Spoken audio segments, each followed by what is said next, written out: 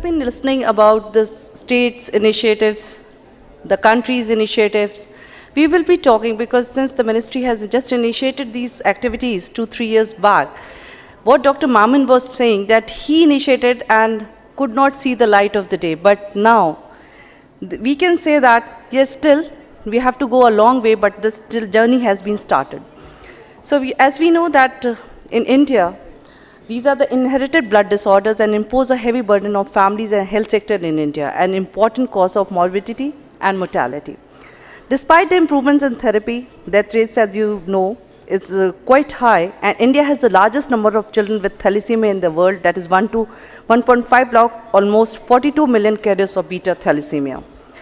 So hemoglobinopathies, as you know, the children are, both the parents are carrier, so how many the disease is around 25%. We took the goal, we saw the goal of WHO goals. The World Health Organization clearly outlined the goals for control of hemoglobinopathies to provide affordable and adequate therapy for those affected and reduce the numbers of birth of children with the disease through strong political, administrative and financial support. This all was kept in mind while we decided to come up with the guidelines for hemoglobinopathies.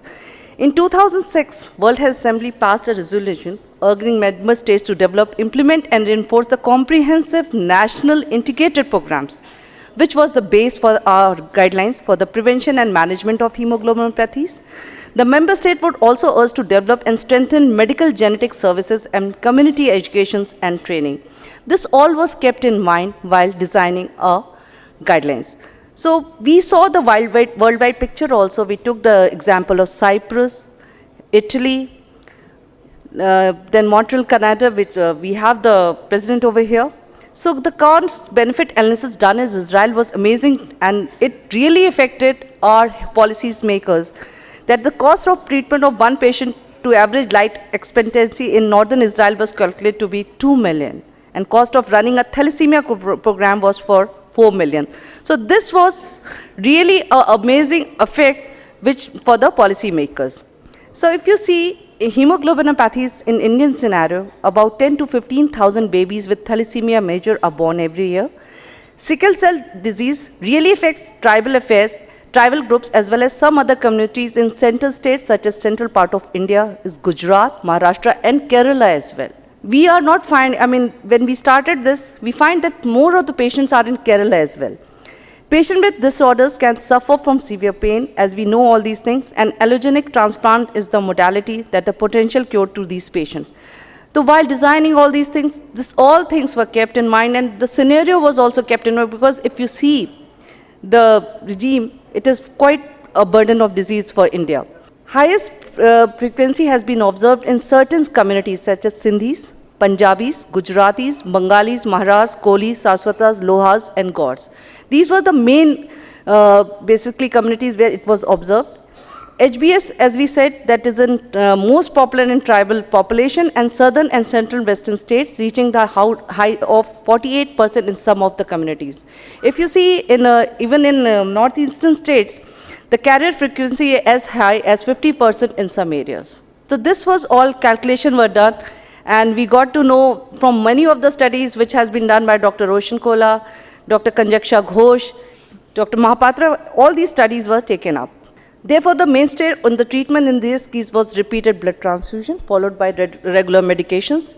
Thus, a transfusion-dependent disorders, and it plays a high-grade burden on healthcare services. Now, health economics, which Dr. Mahirda and everybody has talked about, even Dr. Mamin Chendi said that it is important that we see how much has been spent on these children. Prevalence of hemoglobinopathies. This is the graph which we created, and we saw that maximum states have been suffering from these diseases. So how the journey started? In India, the technology, know-how, and the means of adequate treat and control both thalassemia and sickle disease are available, but this has not been initiated as a policy for some various reasons. There were some various reasons where the policy was not initiated, and we thought after seeing all this burden of disease that the policy should be there with the comprehensive guidelines. How the journey started, this was important. We made a small video regarding thalassemia. Might have seen that do you require blood? This was an ad of thalassemia child who says, go and says thank you to each and every person who donates blood. And the person says, no, I haven't given blood. He said, oh, I just get blood from you people and I've survived.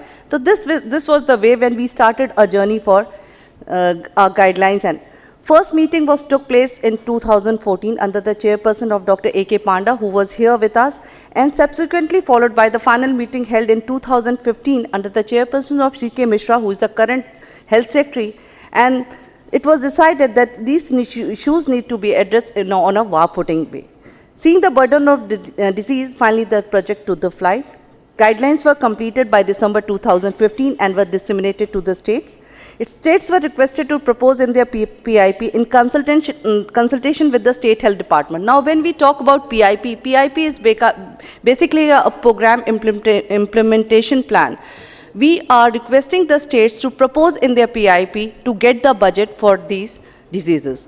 So what is the mission of the Ministry of Health under NHM? To provide a better future for all thalassemia and sickle cell disease patients and their families, to lower the prevalence of hemoglobinopathies by reducing the number of births and children affected by thalassemia major and sickle cell disease. We took the goals of WHO and World Health Assembly resolution as well, to provide optimal treatment to those affected and prevent the birth of further children with the disease. When we were listening to Dr. Maman, they said that so many children had been screened, but there is no way to treatment. But now, when we talk about the guidelines, we say yes, if the children are being detected, they need to get treated as well.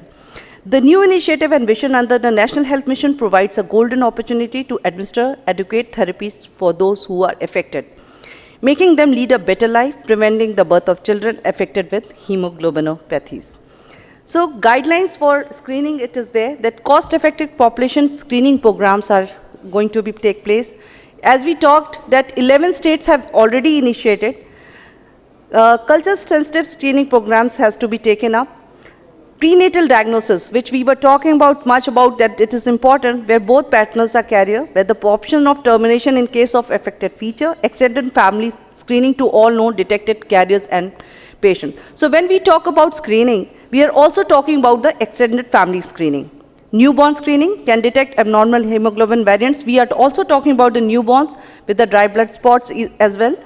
Counseling, avoiding marriage between two carriers. That was very important because we were supposed to think about कि it is important कि जैसे आप जन्मपत्री मिलाते हैं, in spite of getting जन्मपत्री, it's important that these two carriers, the marriage should be avoided. Genetic counseling, community education and awareness programs. Creating laboratory facilities for testing and confirmation of hemoglobinopathies carriers at the district level, that is at DAIC and the pediatric department. This is based in Visage. And establish regional center state with facilities for prenatal diagnosis and laboratory facilities for DNA analysis. This has also been taken up. So for training, increase feasibility of antenatal screening by training personnel in sampling techniques with the help of tertiary care centers. Trained healthcare person for delivery of genetic counseling services for families at risk. So this was important while we designed our guidelines. Community education and awareness programs are already in place. IC as we know, it plays a major role in implementing this program. So we are designing some of the small pamphlets and also are there. We are smalling videos also to entertain and get people aware of it. Now, for the management, we were talking about the management, establish daycare facilities that has been established in the district level hospitals, ensure availability of safe blood. We have strengthened the existing blood bank systems. We have already come up with 158 blood component separation units in a year, where we are trying to give red cells to the children who are requiring it. Provide financial support for obtaining medicines. This has been kept in some of the states, it has been taken up as EDLs. So if you see in the state of Rajasthan, Gujarat, this has come as an essential drug list. Establish homeopathic stem cell transplant centers. We have asked the state to establish these centers with the state help of the state health department. Augment facilities for stem cell collection and storage. This is also a part of the guidelines, and initiating the stem cell donor registry, which the government of India has already initiated, and very soon it will be coming up. Inform the community about the appropriate treatment and management option, making these available through public health facilities. So signages and boards are there. Some information system will be developed. in the states that these facilities are available at the district and as well as the regional centers. So how we are achieving this as a public health strategy, that was important. Achieving maximum convergence with other health programs for cost effectiveness was also taken care. Management facilities for daycare center to be created at DAIC or at the pediatric department. Newborn screening to be done by the dry blood spot, that we talk about. Adolescent screening to be combined with the screening of treatment of anemia. We already have the anemia screening going on in the districts. So we are trying to basically combine these screening. Antenatal screening for hemoglobinopathy will be carried out with the testing of HIV, hepatitis B, VDRL, diabetes, and hyperthyroid. So all these testings are already been done for the women, and we will include this also. Some of the states have, as I told you, that they have already initiated the same, setting up the criteria for disability regarding hemoglobinopathies. This has also been taken up. And preventive strategies aiming at creation of informed society that is willing to voluntarily participate in the screening programs. That was also important. A system of surveillance is being developed that will be very soon be shared with the states. Screening and surveys to identify the number of carriers. We are also helping some of the states like Maharashtra because they have been doing in some of the trials and we are trying to help them out. Training, that is a very important component, has been taken up in some of the states. Not in all, but in some of the states. So what we require is a strong political initiative and continued support is required. As Dr. Mahaman Jandy in his presentation said that it is important. So repeatedly observed in the countries like Cyprus, Greece and Italy, we are just trying to be, this has been done by a health minister also. He has also taken initiative. And in India, the government has taken decision to support the prevention and management of thalassemia, as we know. Recently, the support of Coal India for thalassemic children requiring BMT has also been identified. We are trying to get these children operated in 4 of the centers, that is Tata Medical. I'm just telling you because AIMS is one of the center. Then Rajiv Gandhi Cancer Institute and CMC Vellore. 4 centers has been identified for these children where the BMTs are being to be carried out, and the funds are being transferred from Coal India to directly to the centers. So as I said, budget, this is important because the budget from the state health department and the government of India to facilitate these programs, and PIP is one of the issue where you always propose. The states should know that they can propose in their PIPs for the budget for prevention and management of these hemoglobinopathies. And as I say, we can all work together, but together we win. Your suggestions, your outputs, whatever has been done in states, it's important that we learn and we can take this program to further destinations. Thank you so much.